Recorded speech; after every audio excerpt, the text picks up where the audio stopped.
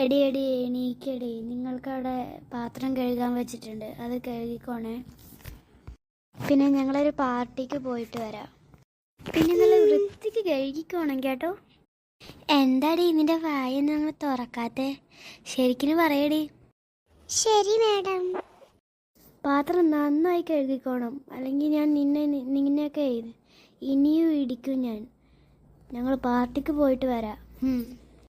ശരി madam. Okay okay, ഞങ്ങൾ പോവാണ്.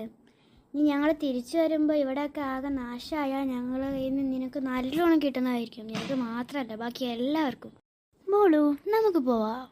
ഓക്കെ നമുക്ക് എന്തെങ്കിലുമൊക്കെ ചെയ്യണം ഇവിടുന്ന് രക്ഷപ്പെടാൻ. എന്ത് ചെയ്യും നമ്മള്? നമുക്ക് പ്ലാൻ ഇടാം, എന്തെങ്കിലും ചെയ്യാം. അതെ അതെ, വാ നമുക്ക് ഇവിടെ ഇരിക്കാം. അല്ലെങ്കിൽ വേണ്ട, ഇവിടെ നിന്ന് തന്നെ ചെയ്യാം. അവർ വരുന്നതിന് മുമ്പ് നമുക്ക് പ്ലാൻ ഇടണം. അല്ലെങ്കിൽ നമുക്ക് അവരുടെ കയ്യിൽ നിന്ന് നല്ല ഇടി കിട്ടും. പാത്രം കഴുകില്ലല്ലോ. നമുക്ക് അവരുടെ പുറത്തോട്ടുള്ള വഴി നോക്കാം, മുറ്റത്തിലോട്ട് പോകാനുള്ള. എല്ലാവരും എൻ്റെ പിറകെ വാ. ശരി, വാ നമുക്ക് പോവാം. ഇവരിവിടെ പൂട്ടിയിട്ടുണ്ടല്ലോ, നമ്മൾ എന്ത് ചെയ്യും? ഞാൻ തകർക്കാം, എനിക്കിതിനൊക്കെ നല്ല പ്രാക്ടീസ് ഉണ്ട്. ശരി, നീ തകർത്തോ. അതാ വഴി, നമുക്ക് പോവാം. താങ്ക് യു രാഹുൽ, നീ കാരണം ഞങ്ങൾ ഇപ്പൊ രക്ഷപ്പെട്ടത്. നോ താങ്ക്സ് ഫ്രണ്ട്സ്, നമുക്ക് പോവാം. മമ്മി, അവരിപ്പോൾ പ്ലേറ്റൊക്കെ കഴുകി വെച്ചിട്ടുണ്ടാവുമല്ലേ? ഉണ്ടാവും മോളു. വാ നമുക്ക് പോയി നോക്കാം മോളു. ഓക്കെ മമ്മി, വാ നമുക്ക് പോയി നോക്കാം mummy. I am very happy. അയ്യോ മമ്മി, ഇവിടെ ആരും തന്നെ ഇല്ലല്ലോ.